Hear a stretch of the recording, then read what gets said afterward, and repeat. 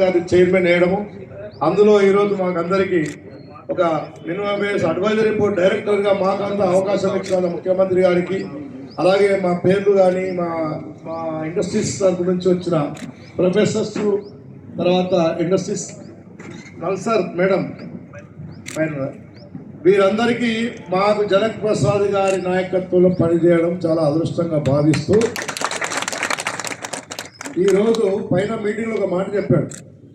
2 నెలల్లో ప్రతి ఒక్క కార్మికుడికి, ఇండస్ట్రీస్కి మంచి వాతావరణంలో మేనేజ్మెంట్కి కానీ కార్మికులకు కానీ అన్యాయం జరగకుండా ఒక 2 నెలల్లో గత ప్రభుత్వాలను విమర్శించే లాభం లేదు. మనం ఇప్పుడు ఏం చేస్తాం, ప్రజా పరిపాలన ప్రజాప్రభుత్వం కాబట్టి 2 నెలల్లోనే అందరూ మెంబర్స్ మీరు సహకరించేసి, లేబర్ డిపార్ట్మెంట్ కూడా మనకు సహకరిస్తుంది. ప్రభుత్వం ప్రజా పరిపాలన పెద్దలు చైర్మన్ గారు ముఖ్యమంత్రితో మాట్లాడి ఫుల్ పవర్స్ ఇచ్చారు. మన ఫైనాన్స్ మినిస్టర్ కూడా ఫుల్ పవర్స్ ఇచ్చారు. ఆయన నాయకత్వంలో తెలంగాణ కార్మికులకు, ఇండస్ట్రీస్కి మంచి శుభసూచకాలు జరుగుతాయని ఈ సందర్భంగా ప్రతి ఒక్క డైరెక్టర్కి వారికి కృతజ్ఞతలు పిలిచిన దూరం నుంచి వచ్చిన, విలేజ్ నుంచి వచ్చిన నాయకులకు, కార్యకర్తలకు ముఖ్యంగా శుభాకాంక్షలు మా చైర్మన్ తరఫు నుంచి జరుపుతున్నాం. ఇప్పుడు ఎవరే కానీ సన్మానం చేయాలంటే ఫస్ట్ మీ డైరెక్టర్స్కి, చైర్మన్కి సన్మానం ఒక్కొక్కరిగా లైన్ వచ్చి చేసుకుంటే బాగుంటుంది. మా గాంధీనగర్ కంటెస్టర్ కార్పొరేటర్ గుర్రం చంద్రకళ, గుర్రం శంకర్ గారు డయాస్విక్ రావాలా, బాబ్జీ గారు డయాస్విక్ రావాలా. మన సీనియర్ నాయకులు మన దగ్గర గాంధీనగర్, మాది కూడా గాంధీనగర్ లోకల్ కాబట్టి ఒక 2-3 లీడర్స్ సీనియర్ నాయకులు ముందు వేదికకు వచ్చేసి మేము ఈ కమిటీని, ఈ మా చైర్మన్ని తర్వాత ఘనంగా సన్మానిస్తాం మేము గాంధీనగర్ తరఫు నుంచి. అది ఇప్పుడు మా చైర్మన్ గారు మాట్లాడతారు. మేడం మీరు సభాధ్యక్షులు, మా కనీస వేతనాల సలహా మండలి అధ్యక్షులు పెద్దలు గౌరవనీయులు జనక్ ప్రసాద్ గారు, మరి ఇప్పుడే నాతో పాటు ప్రమాణ స్వీకారం చేసిన కమిటీ సభ్యులు, ఈ యొక్క సమావేశానికి విచ్చేసిన మా ప్రాంత సోదరీమణి కార్యకర్తలు, మరి ఐఎన్టీసీ కార్యకర్తలు అందరికీ ఈ సందర్భంలో శుభాభినందనలు తెలియజేస్తున్నాను. నేను బాసాని చంద్రప్రకాష్, మాది భూపాల్పల్లి కాన్స్టిట్యున్సీ, జాయింపేట మండలం. నేను బీడీ మ్యానుఫ్యాక్చరర్ తరఫు నుంచి డైరెక్టర్గా ఎన్నుకోబడ్డాను. ముందుగా నా ఎన్నికకు సహకరించిన పెద్దలు గౌరవనీయులు ముఖ్యమంత్రి శ్రీ రేవంత్ రెడ్డి గారికి, మరియు మా భూపాల్పల్లి ఎమ్మెల్యే గంట సత్యనారాయణ గారికి కృతజ్ఞతలు తెలియజేస్తున్నాను.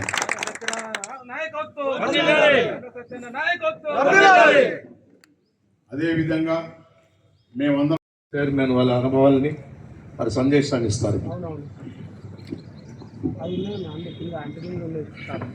ఈ సమావేశ అధ్యక్షుడు శ్రీనివాస్ రెడ్డి గారు, వేదిక మీద ఉన్న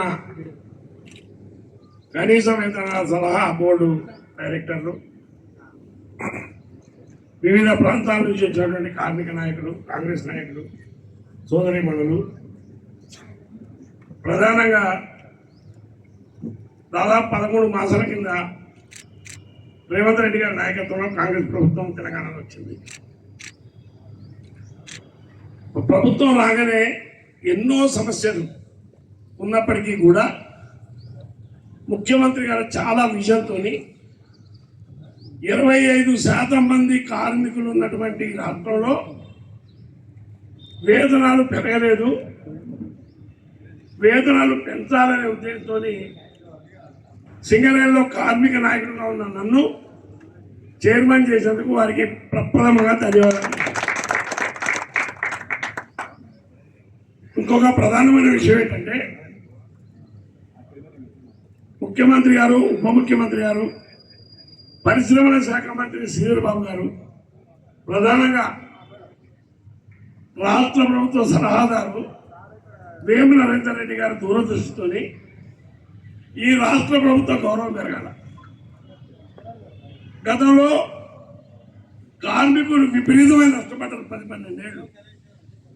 ఆ నష్టాన్ని పూడ్చాలనే ఉద్దేశంతో ఒక మంచి నిర్ణయం తీసుకొని సలహా మండలి చైర్మన్ నియమించడమే కాదు, ఇవాళ నేను వర్క్ బోర్డు మీటింగ్లో మాట్లాడితే నాకు చాలా సంతోషం అనిపించింది ఏంటంటే మేనేజ్మెంట్ రిప్రజెంటేటివ్లు, కార్మికుల రిప్రజెంటేటివ్లు, వీళ్ళు కాకుండా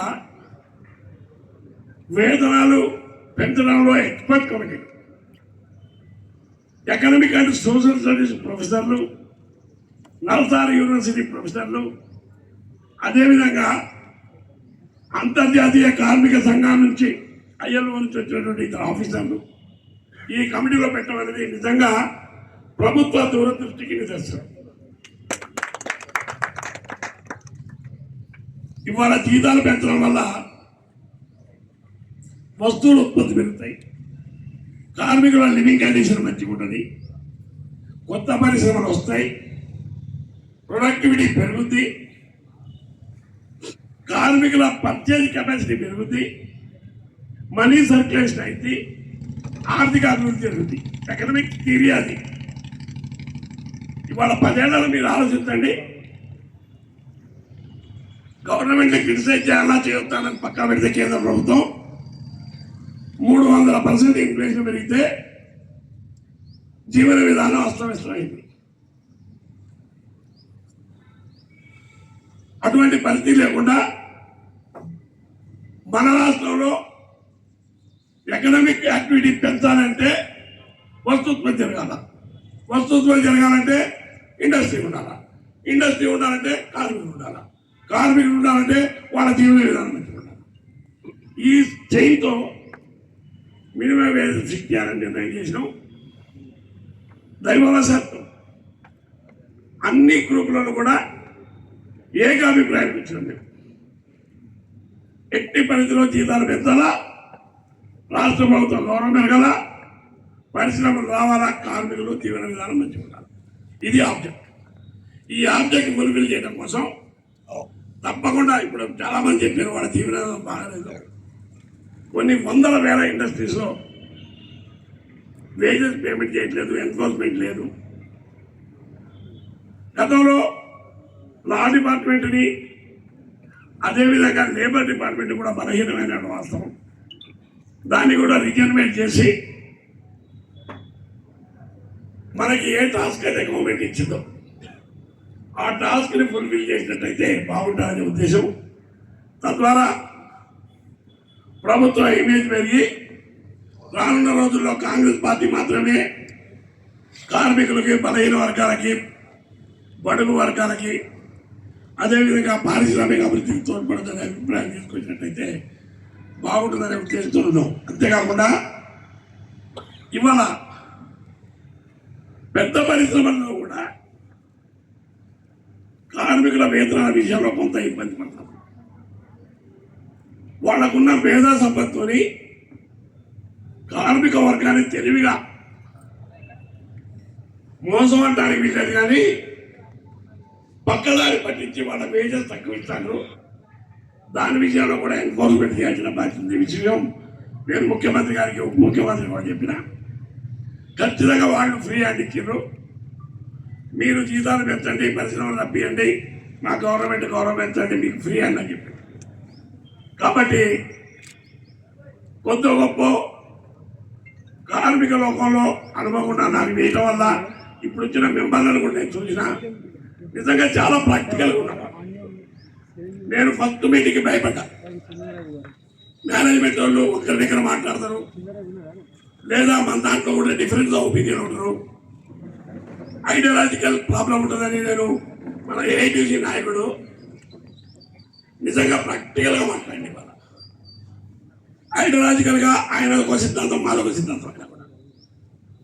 కార్మిక వర్గ ప్రయోజనాల కోసం ఏకతాటి విగ్రహానికి సిద్ధంగా ఉండి అందరూ ఒక ఇన్సూరెన్స్ ఇచ్చారు. మీకు కోఆపరేట్ చేస్తాం, సాధ్యమైన తొందరగా జీతాలు పెంచాలన్నందుకు వారికి ధన్యవాదాలు తెలియజేస్తూ తప్పకుండా కార్మిక ప్రయోజనాలు కాపాడాలని ఒక్కసారి వాగ్దానం చేస్తూ సెలవు తీసుకుంటున్నాను. జై హింద్.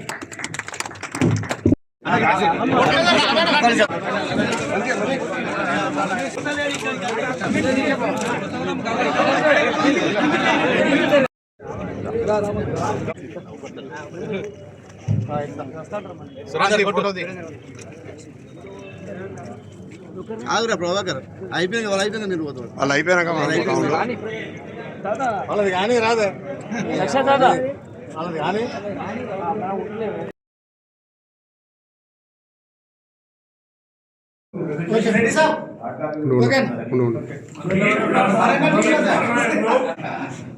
మీరు మంచి మిత్రుడు గురువు కాదు మరో శిష్యుడు ఇవన్నీ రిలేట్ అవుతాం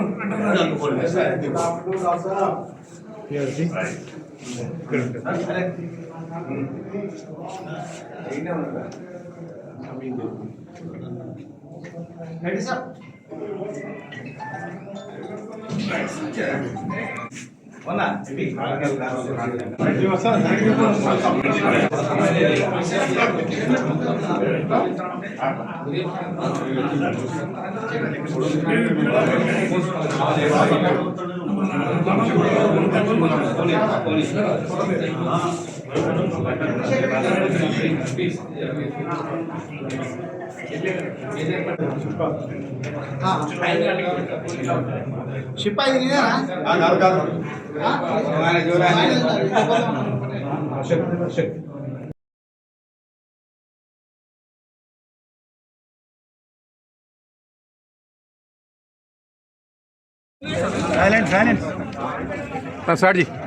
తెలంగాణ రాష్ట్ర ప్రభుత్వ కనీస వేతనాల సలహా మండలి బోర్డు మీటింగ్ ప్రప్రథమంగా ఈరోజు లేబర్ కమిషన్ ఆఫీసులో జరగడం జరిగింది.